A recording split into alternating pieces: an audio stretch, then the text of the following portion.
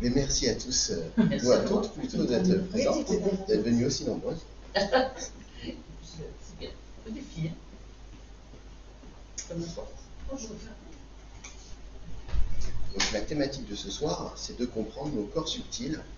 La thématique de la conférence précédente, c'était de comprendre l'inconscient, la psyché avec les mécanismes des 5 blessures du triangle Karpman et comment on se positionne. Donc c'est plutôt une partie cérébrale, on va dire. Et là, on va être plutôt dans l'ordre de la matière et des énergies subtiles. Donc l'objectif va être de comprendre comment la réalité autour de nous se produit, s'agence, et comment modifier la réalité. Donc ça va permettre de comprendre la loi d'attraction, l'abondance, tous ces systèmes-là, de manière plus logique, à la fois scientifique, ésotérique et spirituelle. Donc sur cette magnifique image, on peut observer qu'il y a un écosystème qui est équilibré et qui part avec de la roche, qui a des éléments, qui a des énergies qui viennent, on va dire, ronger cette roche, que progressivement l'eau ruisselle en amenant de la terre, et que cette terre, elle permet à la vie de s'éclore au niveau de la partie plus basse, où il y a les arbres, où il y a les fleurs, et on peut s'apercevoir que dans cette vie, il y a également de l'ADN. Et donc, on ira voir un peu à quoi correspond cet ADN, à quoi correspondent ces atomes, car chaque arbre, chaque fleur, c'est des petits bouts de cette montagne qui sont mis à l'état de minéraux et qui ont été agencés par l'ADN pour construire la conscience ou le corps de la plante, de l'arbre, de tout ce qui vit. Et de comprendre en fait cette alchimie et cette structuration par la pensée, par l'ADN, par nos corps énergétiques, c'est comprendre comment la réalité elle s'agence et comment on peut l'agencer du coup en prenant conscience. Tout un programme. Donc on peut observer déjà dans la nature qu'il y a des formes géométriques qui peuvent être retrouvées notamment dans les cristaux, dans les minéraux, et on pourrait dire qu'il y a une intelligence déjà au niveau moléculaire, au niveau atomique. Parce que s'il n'y avait pas cette intelligence, cette cohésion, on ne retrouverait pas des formes géométriques. Alors là, il y a certaines formes qu'on peut retrouver dans les solides de Platon, qui sont justement des formes primordiales et qui ont donc une géométrie sacrée. Et cette géométrie sacrée, on ne va pas en parler trop ce soir, mais elle se retrouve dans tout ce qui est naturel. Dans la forme des plantes, dans la forme des feuilles, dans la forme des animaux, dans différentes structures, dans les minéraux, on va retrouver cette intelligence au plus petit de la matière. Lorsqu'on regarde au niveau vibratoire, donc ça c'est des plaques noires sur lesquelles on met du sable et on va mettre des fréquences. Et ces fréquences, elles vont avoir la capacité de dessiner ces représentations.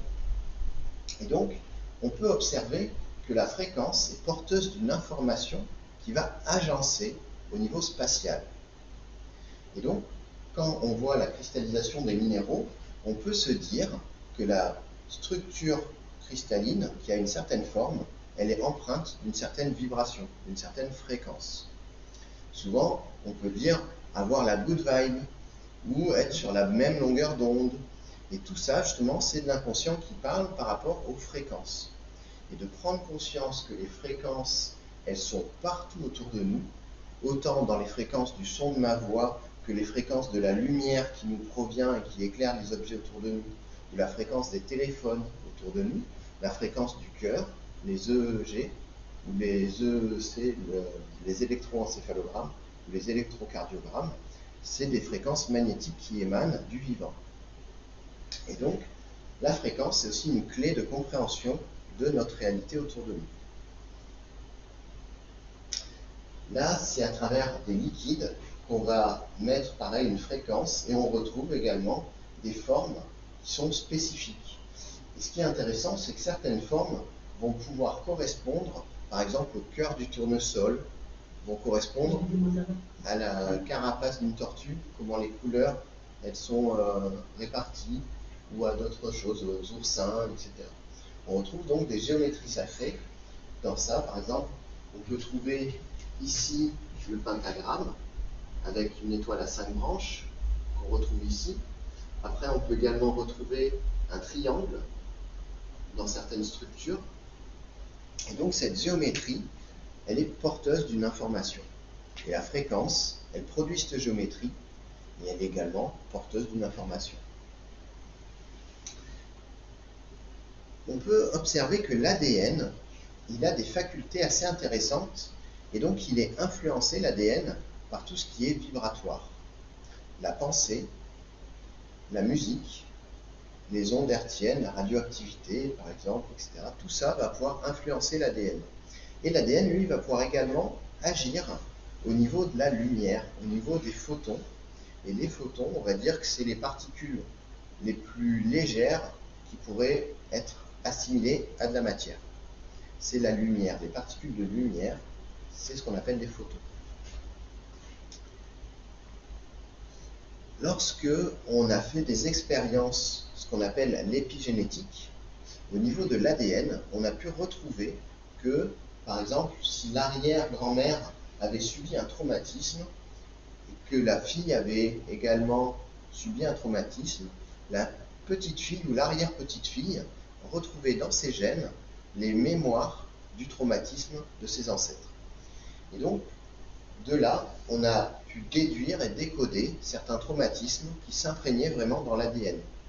Le fait de porter ces traumatismes dans l'ADN, c'est un petit peu comme une machine à musique avec le papier, il y a des trous, et au fur et à mesure qu'on lit l'ADN, quand on arrive sur des portions qui sont traumatisées, qui portent une charge négative, on va avoir tendance à la manifester, que ce soit conscient ou inconscient.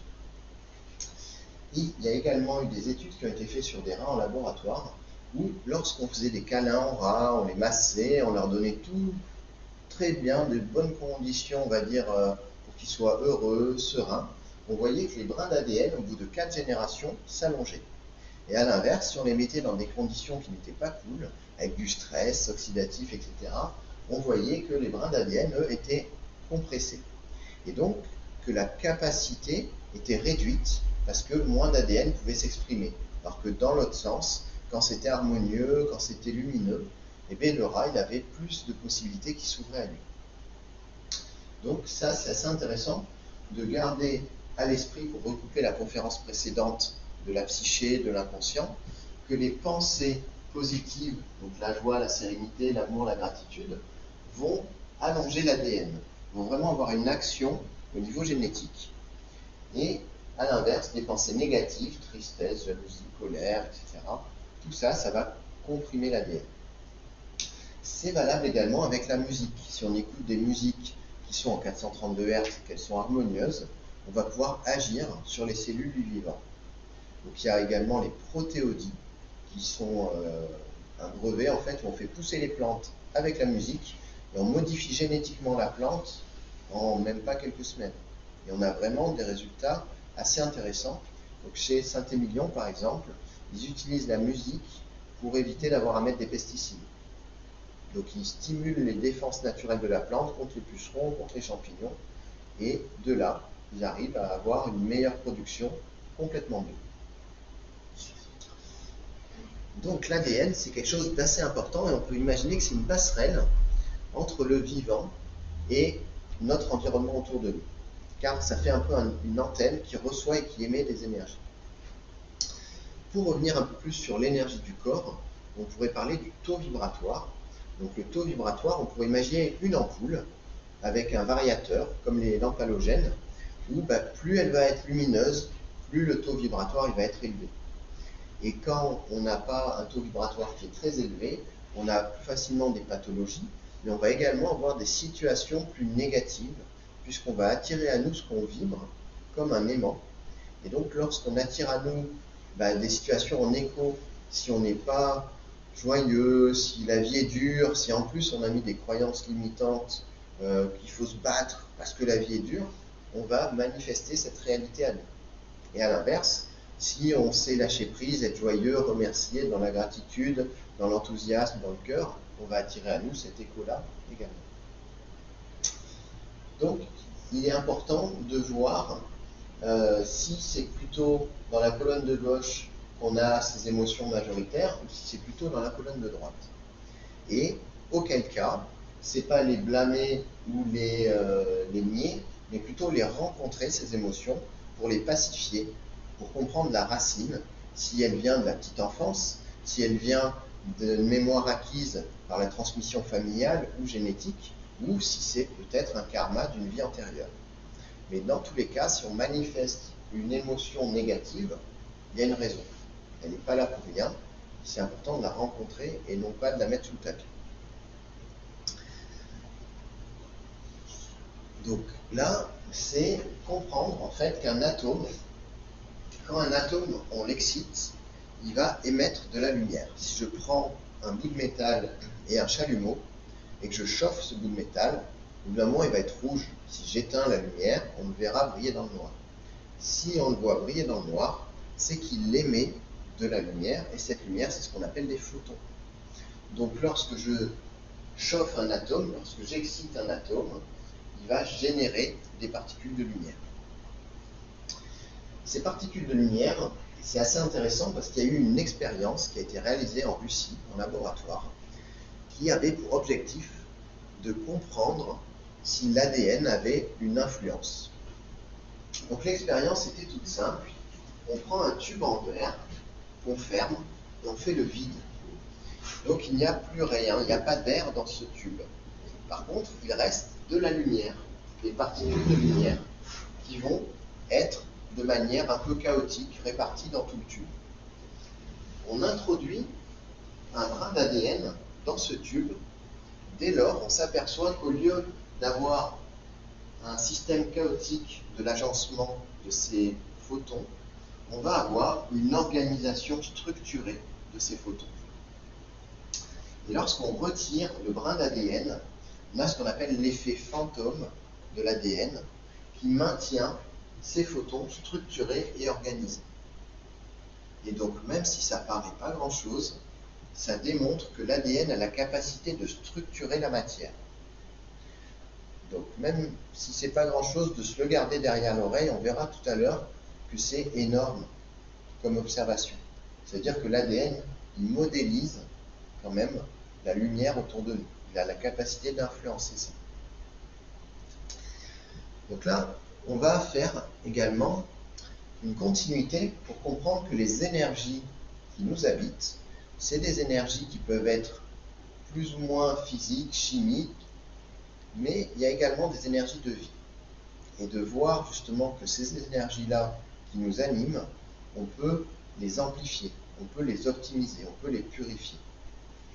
Donc sur Terre, on pourrait dire que de base, il y avait le soleil, le vent, la pluie, et il y avait également de l'ADN avec la vie. Alors, on ne va pas faire toute une exploration de comment la vie est arrivée sur Terre, mais pour faire simple, il y a cet ADN avec la vie. Cet ADN, il a eu la faculté de récupérer l'énergie solaire avec de l'eau, avec du CO2, et au fur et à mesure, il a su s'adapter, et il a su développer tout un système, tout un cycle pour faire de la photosynthèse qui va donc prélever les atomes de la montagne, les atomes du rocher, de l'argile, etc., qui va être agencé par cet ADN. Et selon l'ADN, on va avoir une carotte, on va avoir un monstera, on va avoir un navet, une salade. Pourtant, à la base, ces atomes, c'est tous les mêmes. Donc déjà, on voit qu'il y a une intelligence de l'organisation des atomes grâce à l'ADN. De plus, on peut observer que dans les plantes, il y a une certaine géométrie.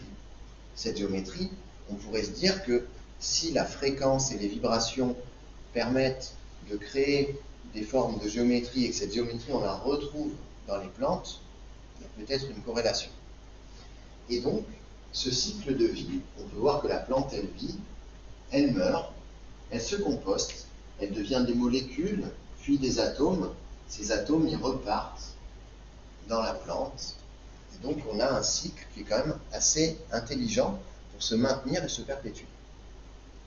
Et on a aussi des petites abeilles, et donc des vers de terre, etc. Toute une vie en parallèle qui est plus indépendante encore que les végétaux parce qu'ils peuvent se déplacer.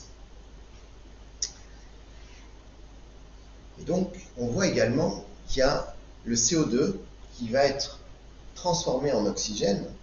Et cet oxygène, il va nous permettre à nous de vivre, de respirer. Et donc, on peut voir que les plantes, elles ont mis en place également toute une structure permettant à la vie aérienne de venir s'implanter sur Terre. Donc, lorsque je respire, est-ce qu'il y a moi et les plantes, ou est-ce que je suis dans la continuité de ce cycle? De là, j'autorise l'énergie à circuler d'une certaine manière ou d'une autre en moi.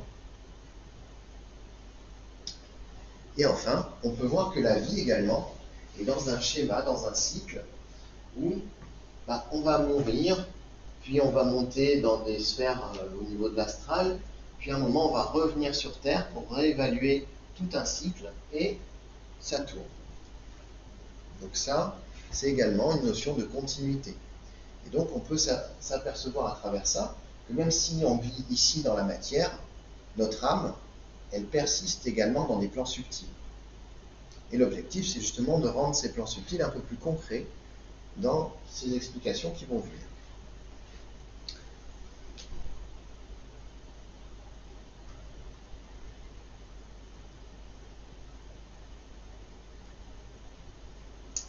Donc pour revenir à la matière de base, c'est ce qu'on appelle un atome. Est-ce que ça vous parle?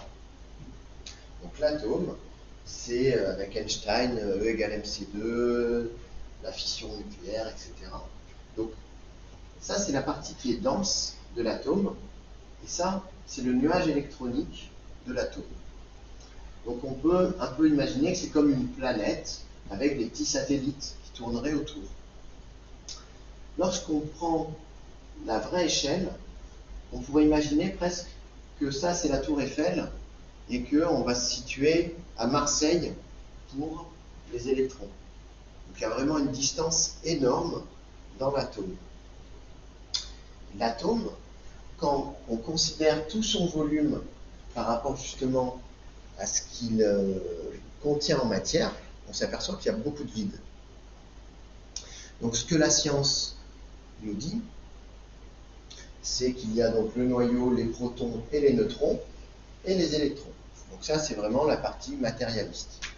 Par contre, on peut déduire, et même de nos jours, il y a des études scientifiques qui ont été poussées suffisamment pour dire que c'est également de l'électricité, puisque les électrons, c'est ce qui se balade dans les fils de cuivre pour arriver jusqu'aux ampoules.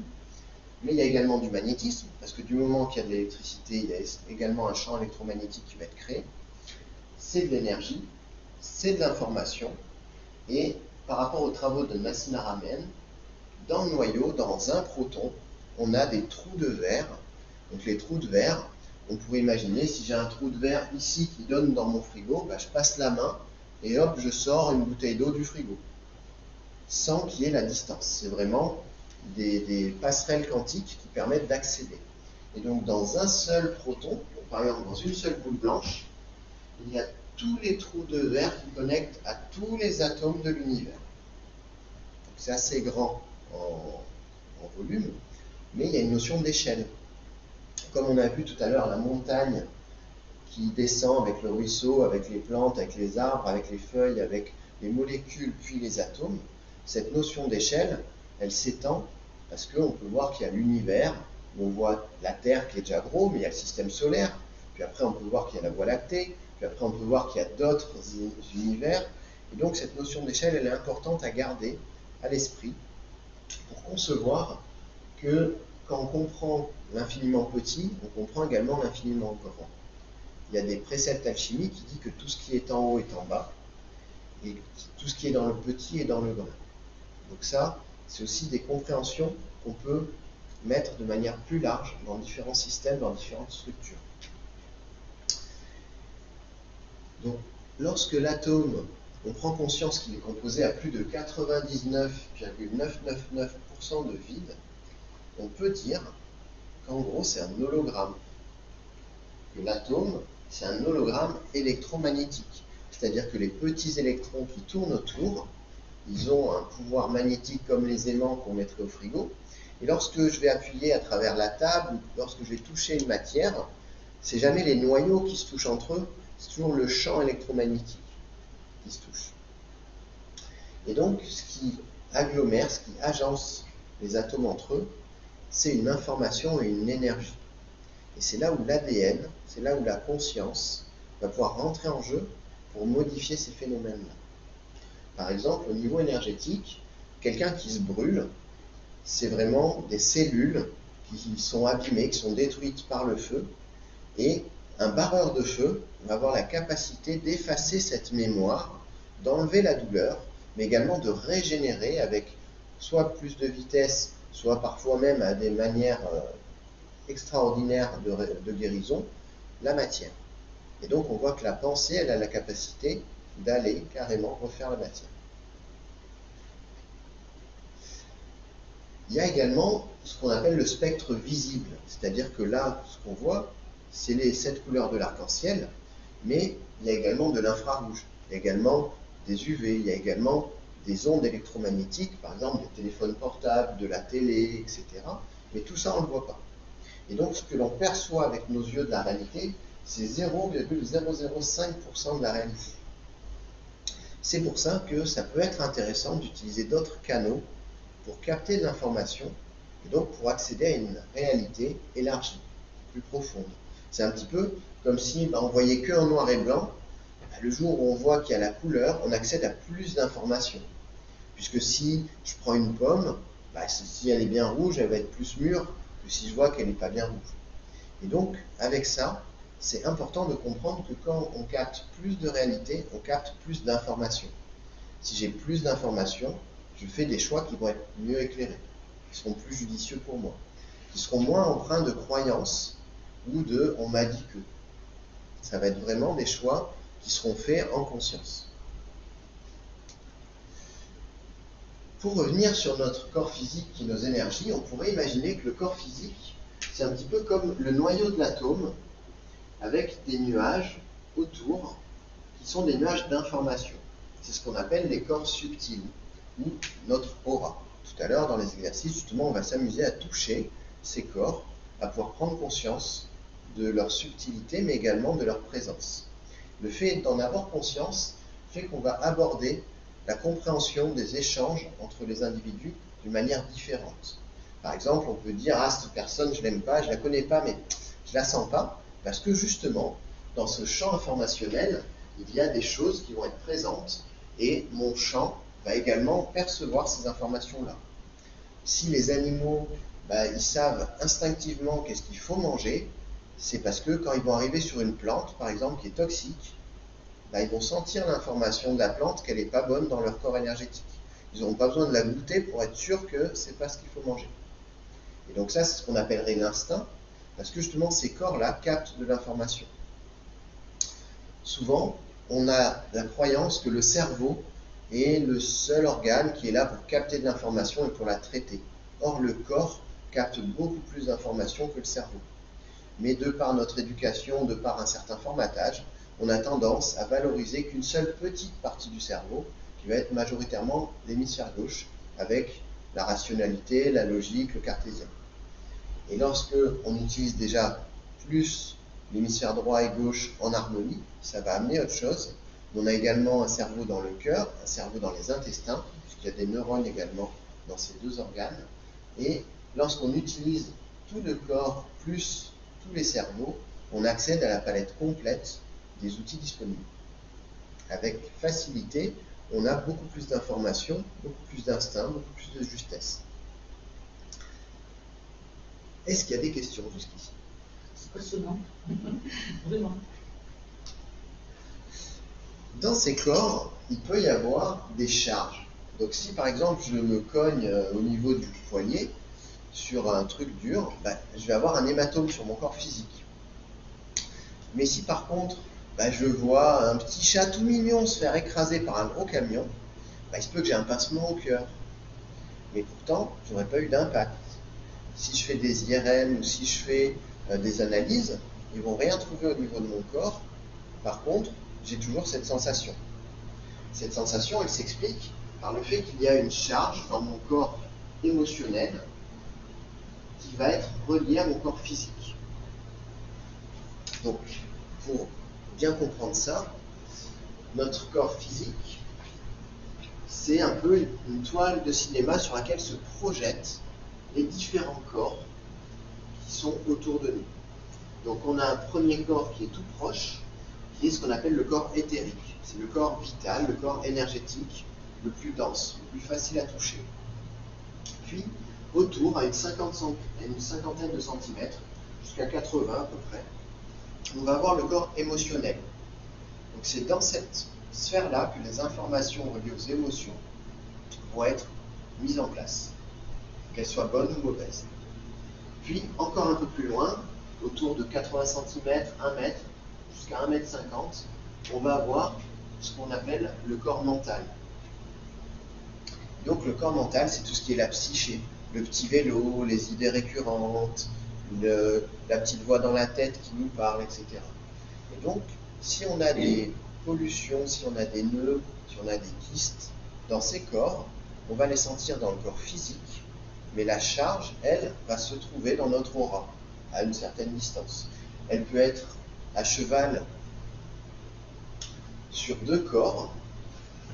Par exemple, là pour le genou, ça va être beaucoup au niveau du corps physique, dans l'énergie vitale, mais il y a quand même une petite charge dans le corps émotionnel. Le genou, souvent, c'est le je et le nous.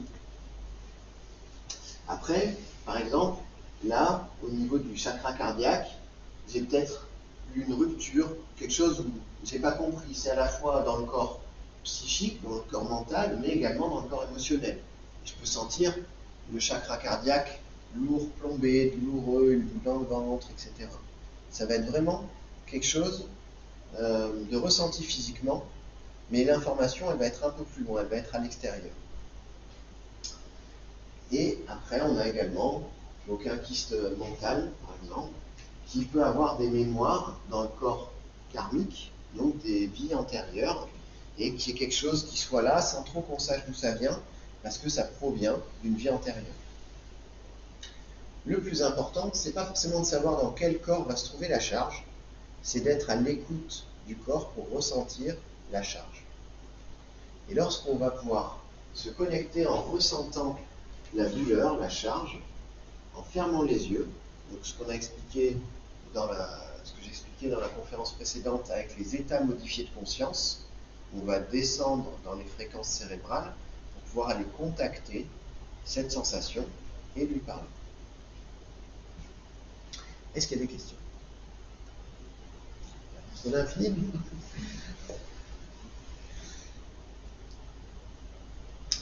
Donc là, on peut observer qu'il y a des engrammages de l'information au niveau de la colonne vertébrale. Et donc, c'est juste un exemple, mais j'ai des émotions, et ces émotions qui vont être dans mes corps subtils, ou ces pensées qui vont être dans les corps subtils, elles vont s'engrammer à des endroits spécifiques du corps, parce que chaque endroit du corps, il va avoir une résonance, il va avoir une fréquence, et lorsqu'il y a une dissonance sur une certaine longueur d'onde, que ce soit la confiance en soi, le rejet, la joie, la frustration, la blessure de trahison, etc., on va avoir vraiment une cartographie énergétique et symbolique de ces engrammages, de ces pathologies, de ces douleurs.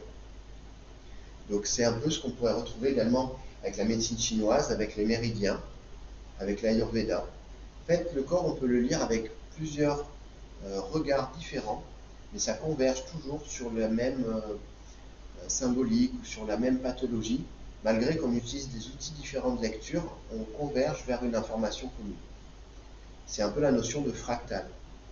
Par exemple, on peut retrouver dans l'iris de l'œil les maladies du foie, de différents organes vitaux, parce qu'on va savoir décrypter en iridologie les lectures d'informations de l'œil. On peut également l'avoir en faisant des analyses de sang. On peut également l'avoir en faisant un scanner énergétique. On peut l'avoir sous différentes lectures, et ça va donner toujours une information qui converge vers la problématique.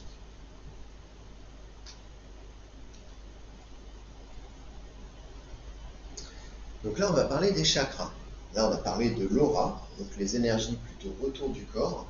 Et là, les chakras, on pourrait les voir comme ce vidéoprojecteur qui va envoyer de la lumière. Les chakras, ils vont produire une énergie. C'est des roues de lumière, c'est des roues d'énergie. Et donc, ils vont capter l'énergie. Certains chakras vont être de deux côtés du corps et certains chakras vont être que d'un seul côté.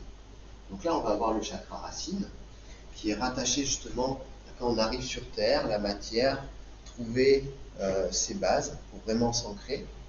Puis juste au-dessus, on va avoir le chakra sacré qui lui est double avec une partie au niveau du haut du coccyx et une partie sur le devant.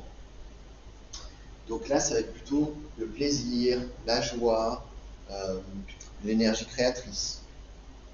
Puis quand on va remonter au niveau du chakra solaire, donc le chakra jaune, on va être plutôt dans l'action, mais également dans les émotions. Le triangle de Karpman, il va être souvent engrammé sur ce chakra-là. Il y aura un impact fort à ce niveau-là. Puis lorsqu'on remonte un peu plus, on va être au niveau du chakra cardiaque. Donc lui, il va être plus sur le cœur, l'ouverture, l'expression de soi, la considération de soi. Puis on va pouvoir remonter après au niveau du chakra de la gorge, le chakra laryngé, c'est pour ça que je suis en bleu, c'est pour communiquer. Et donc, ça va permettre d'exprimer ses vérités, de se positionner, d'exprimer sa personnalité, de se faire entendre, mais également d'écouter. Après, on va arriver au niveau de ce qu'on appelle le troisième œil, avec la glande pinéale qui se situerait à peu près ici. Et donc, ça va être l'intuition, de canaliser de l'information, de ressentir des choses plus finement, de manière plus subtile, d'anticiper. Ça va être vraiment un organe qui va être plus subtil. Et enfin, on a le chakra couronne, au sommet de la tête, qui lui va être une connexion à l'univers, une connexion autour de nous. Et lorsqu'on est bien aligné sur tous ces chakras, on va dire qu'il y a des champs des possibles qui s'ouvrent de manière beaucoup plus forte. Et selon l'intention, si elle est bien alignée dans le cœur et tout, on va avoir ce qu'on appelle la loi d'attraction ou des synchronicités, mais d'une manière fulgurante. Beaucoup plus de synchronicité qu'une de temps en temps. En fait, ce sera quasiment que des synchronicités au long de la journée, parce que on voit qu'on accède à un autre versant de la réalité.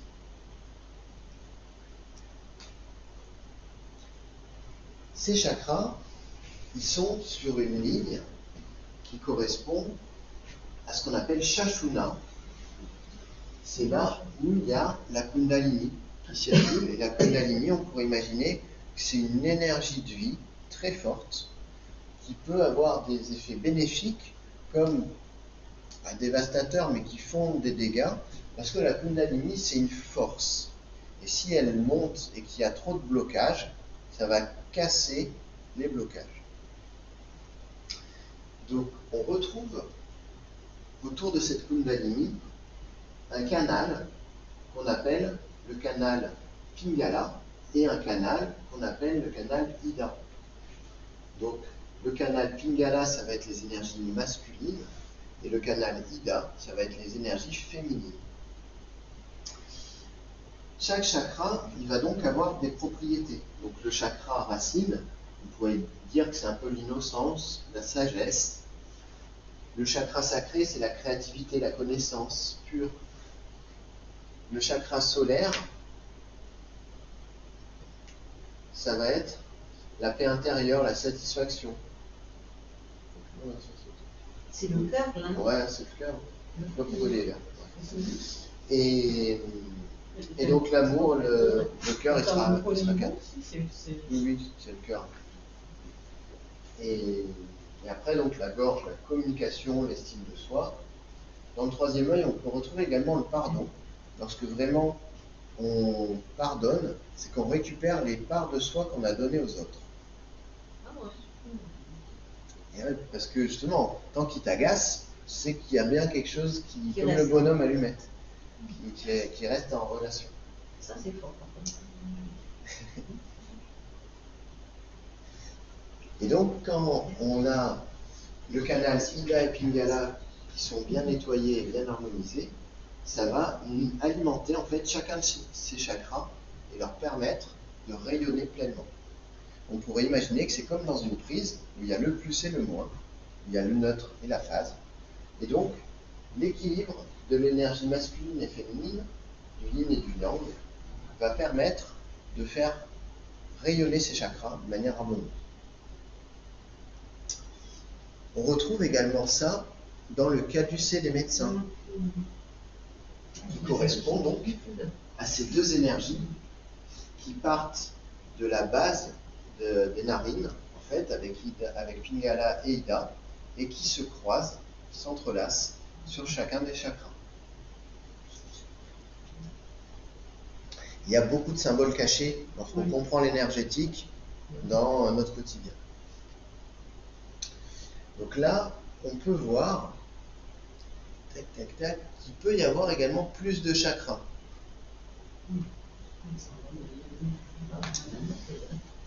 Donc là, c'est lorsque justement on va commencer le développement personnel, qu'on va mettre en place des exercices, des routines pour se nettoyer, on va avoir d'autres chakras qui vont être accessibles.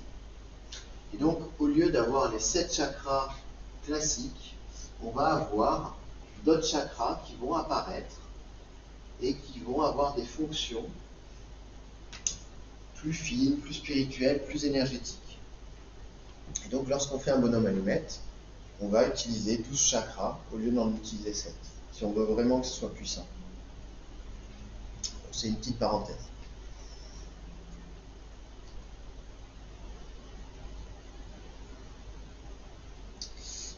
Donc là, on peut observer que selon l'émotion qu'on va avoir, le champ magnétique du cœur, il va être soit contracté avec la peur, soit dilaté avec la joie, avec l'amour. C'est pareil que pour l'ADN. Donc quand on est malade, quand on ne se sent pas bien, généralement, on n'est pas en pleine joie ou en plein amour, ce qui fait qu'on va être encore plus assailli des énergies nocives qui peuvent être autour de nous. Alors que lorsqu'on arrive justement à cultiver une joie intérieure comme un sentiment qui est vraiment implanté à l'intérieur de nous, ça va permettre de garder notre taux vibratoire plus élevé, de générer autour de nous comme une coque électromagnétique qui nous protégerait un peu des agressions. Et donc d'augmenter aussi notre système immunitaire. Donc le cœur, il faut savoir que c'est un organe qui peut générer jusqu'à 100 fois plus de champ magnétique que le cerveau. Donc c'est vraiment un organe très très puissant. Avec les appareils de mesure, jusqu'à 3 mètres, on peut sentir le champ magnétique du cœur. Après, si on prenait des appareils plus fins, on va dire, l'aura, par exemple, d'un moine bouddhiste ou Shaolin, c'est 2-3 km autour de lui. Et l'aura de base, c'est 5-6 mètres pour un moldu. Donc plus on va développer ces corps, plus l'aura va être forte. Ils ont fait une expérience dans le métro où ils ont pris un moine, un Bodhisattva, donc un moine qui en voit bien, et ils l'ont mis à 8h du mat dans le RER de banlieue, où les gens ils vont tous bosser, et lui il rigole. Et juste en rigolant, il arrive à mettre tout le monde en transe et tout le monde rigole, et ils n'arrivent pas à se retenir. Parce que son aura, elle vient remplir l'aura des gens, et vu qu'ils n'ont pas musclé autant que lui leur aura, ils se font emporter. Et donc, par exemple, quand on va en voiture et qu'on arrive dans les bouchons, d'un coup on peut devenir électrique. Parce qu'il y a beaucoup de gens qui vont être électriques, et ça fait comme plein de piles. Et donc on sent cette énergie-là.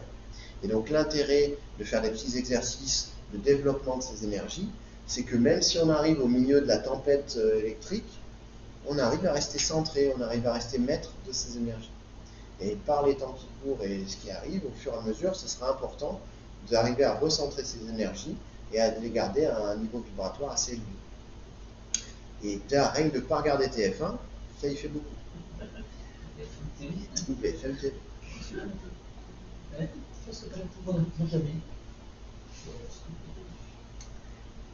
Pour revenir, Comment est-ce qu'on peut mesurer un niveau vibratoire? on le fera juste après. Ah, d'accord. Ils seront là pour ça. Et après, on peut avoir des unités de mesure précises. où on peut juste checker s'il est élevé ou pas. Ça, c'est intéressant. C'est pas forcément intéressant d'avoir l'unité précise, parce que la problématique, c'est que le mental s'en mêle, et que l'ego, il se cache dans le mental, et que Ça, du ça, coup, ça, il y a, voilà, ça ça, peut fait tout plein de manger, nœuds, et pas hop, ça plombe tout ça. Et justement, pour revenir à l'ego, bah, qu'est-ce que l'ego? C'est pas l'inverse des Playmobil. L'ego. Alors qu'est-ce que ça serait l'ego pour vous?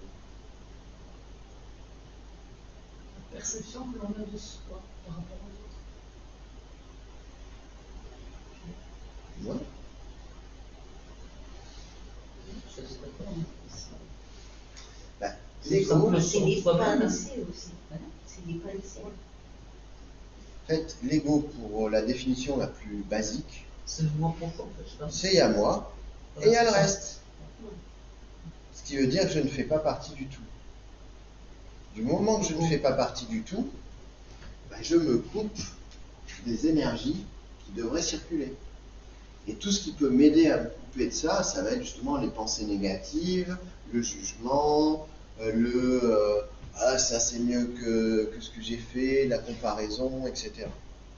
Et à l'inverse, quand on est dans une unité, quand on comprend que l'air que je respire, c'est l'arbre qui l'a produit, que l'arbre, il a puisé ses racines dans la terre, il a bu l'eau des rivières et il a capté les rayons du soleil, tout le cosmos, il vient m'amener cet oxygène.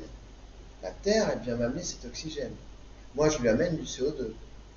Où est la barrière quand ça commence, quand ça finit? Donc, vu qu'il n'y a pas forcément cette barrière, je fais partie de l'ensemble. Et si dans mon esprit, c'est une évidence que je fais partie de cet ensemble, dans mon esprit, j'autorise ces énergies-là à être et à circuler en moi. Donc, je peux m'y connecter. Mais si mentalement, je veux m'y connecter, mais qu'il y a moi et le reste, il y a quand même des portes fermées à l'intérieur, puisqu'il y a moi et le reste. Donc, l'ego, il peut être utile, on va dire, dans une protection. Ça peut être souvent rattaché à des blessures d'enfance et à des protections qui ont été mises en place. Mais, pour faire simple, l'ego, il m'empêche également d'accéder à cette unité. De prendre conscience de cette unité fait qu'on va justement apprivoiser progressivement cet ego en dissolvant le jugement, en dissolvant les peurs, en dissolvant les choses qui vont me faire m'extraire de cette unité. Est-ce qu'il y a des questions?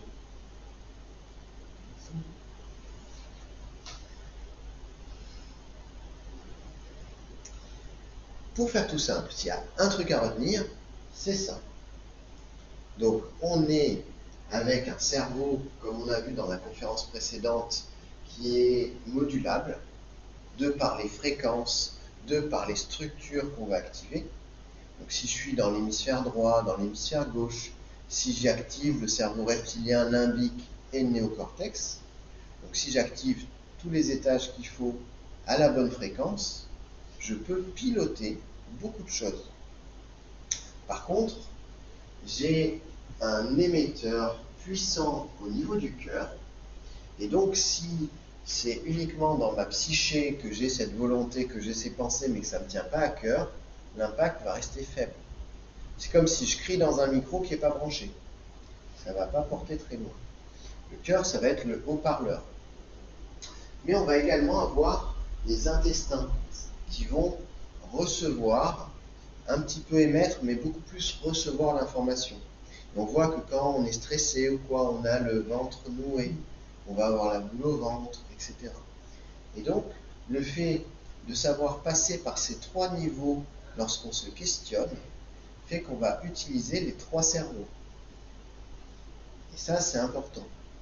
Dans la conférence précédente, on a testé justement de se placer dans la tête, dans le cœur et dans le ventre, et pour la même information, on n'avait pas le même rendu. Donc c'est vraiment qu'on a un point de vue, un point d'analyse, un point de ressenti qui va être différent pour une même information perçue, selon qu'on la perçoit par la tête, par le cœur ou par les deux ventres. Et quand on harmonise ces structures-là en nous, on co-crée avec facilité et joie du coup, puisque le cœur il est branché. Quand on dit ça vient des tripes, c'est pas pour rien. Ça ça me tient à cœur, etc.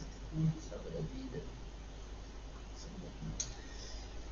Le fait justement de prendre conscience qu'on a un corps physique, qu'on a une psyché, mais aussi qu'on a peut-être une âme, fait que du coup on est composé de plusieurs parties qui ne sont pas les mêmes.